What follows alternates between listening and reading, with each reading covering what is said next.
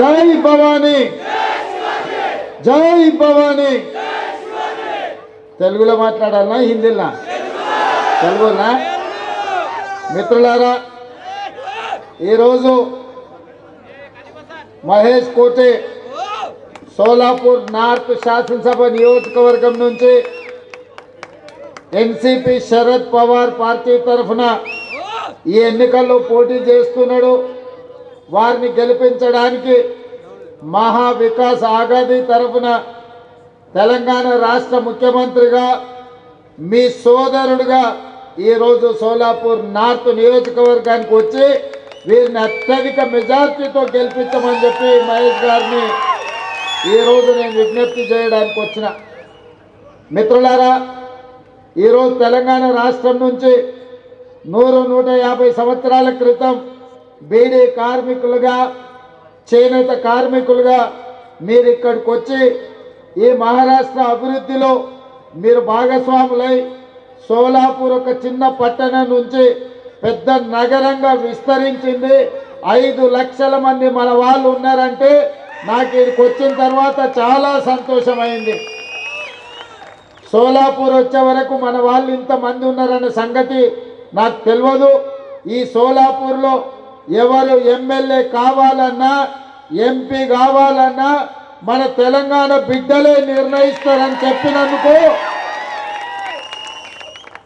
ఇక్కడ నాయకులందరూ మన తెలంగాణ బిడ్డల ఆశీర్వాదం కోసం పోటీ పడుతున్నారంటే మీరు బలమైన శక్తిగా ఈరోజు ఈ సోలాపూర్ నగరంలో మీరు రాణించినందుకు మీకు అందరికీ మనస్ఫూర్తిగా ధన్యవాదాలు తెలియజేస్తున్నా. మిత్రులారా, ప్రచారానికి బయలుదేరే ముందు మార్కండేయ మందిరానికి వెళ్ళి ఆశీర్వాదం తీసుకొని ఈరోజు సోలాపూర్ నగరంలో అటు కాంగ్రెస్ పార్టీ అభ్యర్థులను, ఇటు ఎన్సీపీ శరద్ పవార్ పార్టీని గెలిపించడానికి ఈరోజు మీ అందరి దగ్గరికి వచ్చిన. ఇక్కడికి వచ్చే ముందు సుప్రియా సూలే గారితో, శరద్ పవార్ కుమార్తె గారితో నేను మాట్లాడినా. వారి తరఫున మీకందరు కూడా విజ్ఞప్తి చేయమని చెప్పింది సుప్రియా తాయి. ఎట్టి పరిస్థితుల్లో మహేష్ కోటేను ఈరోజు ఎమ్మెల్యేగా గెలిపించండి అని చెప్పి వారు విజ్ఞప్తి చేయమని చెప్పిండ్రు. అందుకే ఈరోజు మిమ్మల్ని అడిగేది ఒకటే, తెలంగాణ రాష్ట్రంలో మీ అందరి ఆశీర్వాదంతో ఇందిరమ్మ రాజ్యం కాంగ్రెస్ ప్రభుత్వం వచ్చింది.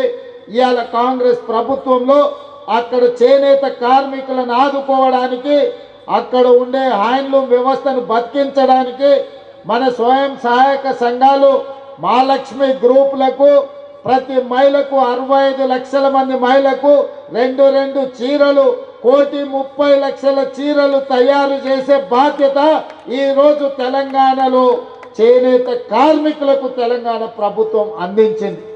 మహిళల్ని ఆదుకోవాలి, చేనేత పరిశ్రమను అభివృద్ధి పదం వైపు నడిపించాలి అని చెప్పి ఈరోజు తెలంగాణ రాష్ట్ర ప్రభుత్వం నిర్ణయం తీసుకున్నది. ఇదే కాదు, ఈరోజు తెలంగాణ రాష్ట్రంలో ఆర్టీసీ బస్సుల్లో మహిళలకు రాష్ట్రంలో ఎక్కడికి వెళ్ళినా ఉచితంగా బస్సు ప్రయాణం ఈరోజు తెలంగాణ రాష్ట్రంలో ఇచ్చిండ్రు. ఎందుకు? గతంలో ఆడబిడ్డలు అమ్మగారింటికి పోవాలన్నా, ఏదైనా దేవాలయానికి పోవాలన్నా, యాదగిరిగుట్ట లక్ష్మీ నరసింహస్వామిని దర్శించుకోవాలన్నా, సిరిసిల్లలో ఉండే వేములవాడ రాజన్నను దర్శించుకోవాలంటే ఇంటి ఆయనని కిరాయి పైసలు అడగాలి. ఆయన ఏమనేటోడు? దసరాకి అడిగితే దీపావళి అనేటోడు, దీపావళికి అడిగితే సంక్రాంతి పండుగ ఓరులే ఏం తొందర ఉంది అనేటోడు. అవునా? ఏమక్క? అవునా?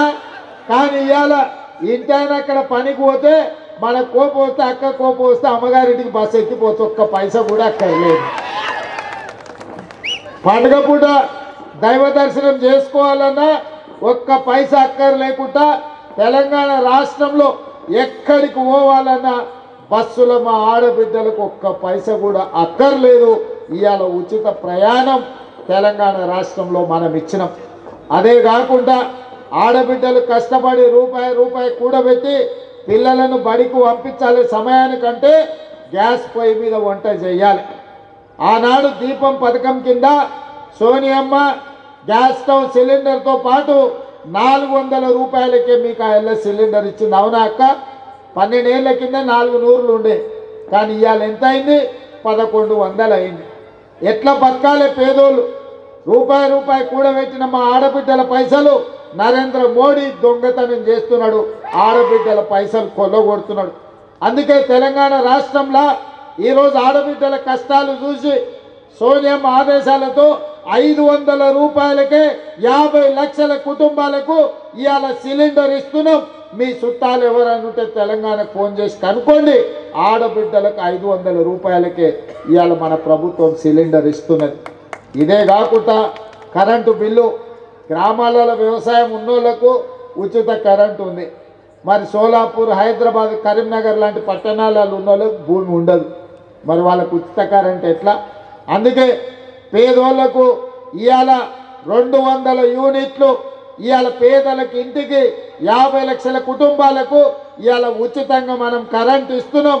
మీరు టీవీ చూడాలన్నా, ఫ్రిడ్జ్ను పెట్టుకోవాలన్నా, ఫ్యాన్ 24 గంటలు వేసుకోవాలన్నా 200 యూనిట్ల వరకు ఇవాళ పేదవాళ్ళు ఒక్క పైసా కరెంటు బిల్లు కట్టాల్సిన పని లేదు. తెలంగాణలో ఇందిరమ్మ ప్రభుత్వం వచ్చినందుకు ఇవాళ పేదలకంతా ఈ సహాయం అందింది. అందుకే ఇవాళ తెలంగాణలో 6 గ్యారెంటీలు ఇచ్చి అక్కడున్న నిరుద్యోగ యువకులకు 10 నెలల మన ప్రభుత్వంలో 50,000 ప్రభుత్వ ఉద్యోగాలు ఇచ్చి ఇవాళ పేదోళ్ళ పిల్లల్ని, వాళ్ళ కుటుంబాలని మనం ఆదుకునే ప్రయత్నం చేస్తున్నాం. అందుకే తెలంగాణలో ఇందిరమ్మ రాజ్యం వచ్చి రైతులు బాగుపడ్డారు, నిరుద్యోగ యువకులు బాగుపడ్డారు, మా మహిళలకు మేలు జరిగింది. 10 రూపాయలు కూడబెట్టుకొని పిల్లల చదువులకు, పండుగ పూట పిల్లలకు కొత్త బట్టలు కొనియడానికి ఇవాళ మా ఆడబిడ్డలకు బస్ కిరాయిలు అయితేంది, సిలిండర్ పైసలు అయితేంది, కరెంటు బిల్లు అయితేంది, నెలకు 10,000 రూపాయలు మా ఆడబిడ్డలకి ఇవాళ మిగులుతున్నాయి. 10,000 రూపాయలు ఎంత కష్టం చేసి వస్తాయో మీకు తెలుసు. చెమట తీసి సంపాదించిన పైసలు ప్రభుత్వం గుంజుకుంటుంటే చూడలేక ఇవాళ ఆడబిడ్డలకు, మహిళలకు మేలు జరగాలి. ఎందుకంటే ఇంటి చేతిలో పైసలు ఉంటే తీసుకుపోయి బెల్ట్ షాప్కి ఇస్తాడు. అవునా? అవునా? ఇవి ఉన్నాయా బెల్ట్ షాపులు, మందు షాపులు ఉన్నాయా? బార్లకు పోతుంటారా? నగదు ఇంటి చేతులు ఉంటే తీసుకుపోయి బార్లో కట్టి వస్తాడు. అవునా? కానీ అదే ఆడబిడ్డ చేతులు ఉంటే పిల్లల చదువుల కోసం వాడుతుంది, లేకపోతే పండుగ పూట వస్తే కొత్త బట్టలు కొంటుంది. అవునా? అందుకే ఆడబిడ్డల చేతుల్లో నగదు ఉండాలి అని ఆడబిడ్డలకే ఇవాళ మేలు జరిగేటట్టు మన ప్రభుత్వం పనిచేస్తుంది. కాబట్టి ఇవాళ మహారాష్ట్రలో ఈ ఎన్నికల్లో బీజేపీ మోసపు మాటలు చెప్తుంది, నమ్మించి మోసం చేస్తుంది. 11 ఏళ్ల నుంచి నరేంద్ర మోడీ ఈరోజు ప్రధానమంత్రిగా ఉన్నాడు. సబ్కా వికాస్ సబ్కా సాత్ అని చెప్తున్నాడు. మీకేమన్నా ఉద్యోగాలు వచ్చినాయా? నరేంద్ర మోడీ ఏమన్నా నగదు ఇచ్చిండా? మరి 11 ఏళ్ళైనా ఈయనోడు ఇంకేమిస్తాడు మనకు? ఆయన కాలం కూడా అయిపోయింది, ఇంకా దిగిపోయే కాలం వచ్చింది. అందుకే బీజేపీ వాళ్ళ మాటలు నమ్మకండి.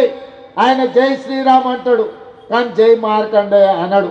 జై మార్కండేయ అననోళ్లకు మనం ఎందుకు ఓటేయాలి? జై శ్రీరామ్ ముసుగులో జై మార్కండేయ అనకుండా ఇవాళ మనల్ని తప్పుదోవ పట్టించే పని బీజేపీ చేస్తుంది. అందుకే ఎన్నికల సమయం ముగుస్తున్నా మిమ్మల్ని కలవాలి, మీతో మాట్లాడాలి. మహేష్ కోటేను ఎమ్మెల్యేగా గెలిపిస్తే ఒక్క మహేష్ కోటేకి ఇవాళ మీరు ఓటేస్తే మీకు 3 సేవ చేయడానికి దొరుకుతారు. ఎమ్మెల్యేగా మహేష్ కోటే ఉంటాడు, ఎంపీగా ప్రణితి షిండే గారు మీకు సేవలు అందిస్తుంది.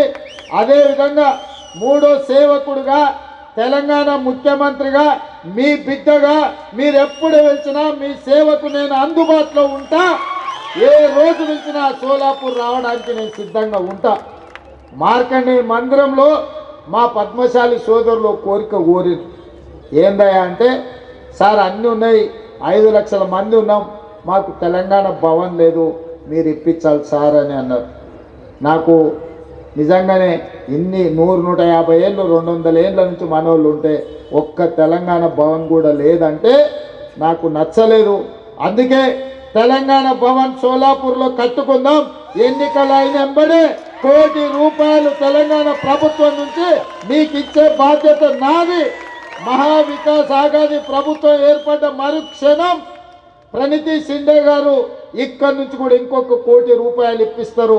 ₹2 కోట్లతోని మీకు తెలంగాణ భవన్ కట్టించడానికి దాని ప్రారంభోత్సవానికి టెంకాయ కొట్టడానికి నేనే వస్తా అని చెప్పి మీకు అందరికీ నేను చెప్పదలుచుకున్నాను. प्रणीति जी, हमारा तेलंगाना भवन आपके शहर में नहीं है, क्योंकि हमारे करीमनगर से, निजामाबाद से बहुत सारे हमारे परिवार के लोग 100 साल 150 साल यहाँ पर आ चुके हैं. हमारे पद्मशाली मार्कंडे मंदिर में हमारे पद्मशाली परिवार ने मुझे पूछा है तेलंगाना भवन ये सोलापुर में बनाने के लिए. मैं वादा किया इन लोगों से, अब इस मंच पे मैं वादा कर रहा हूँ, मार्कंडे मंदिर में दर्शन कर लेके उनके आशीर्वाद लेकर मैं अभी वादा कर रहा हूँ तेलंगाना सरकार के तरफ से ₹1 करोड़ देने का जिम्मेदारी मैं लेता हूँ. महाविकास आघाड़ी सरकार के तरफ से आप ₹1 करोड़ दिलाने के लिए जिम्मेदारी आपका है. मैं आके कोई भी मुख्यमंत्री बनने दो, प्रणीति शिंदे जी और मैं मुंबई जाकर आपको ₹2 करोड़ भी हम दिलाएंगे. इस चुनाव में महेश काते को आप जिता दो, फिर वापस मैं आऊंगा यहाँ पर, तब सुप्रिया जी को मैं यहाँ पर लेकर आऊंगे, क्योंकि सुप्रिया जी भी मेरा अच्छा दोस्त है. मैं सुप्रिया जी को भी अभी चुनाव के और कहीं है इसीलिए नहीं आ सकती.